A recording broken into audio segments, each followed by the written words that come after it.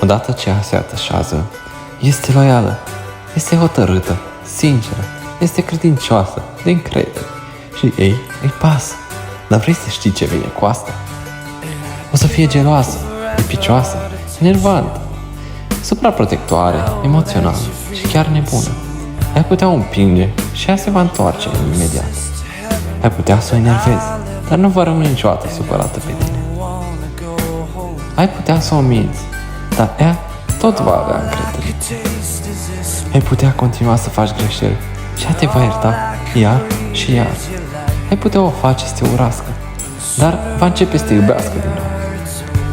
Dar nu o lua ca pe ceva garantat, pentru că când ea a terminat, a terminat.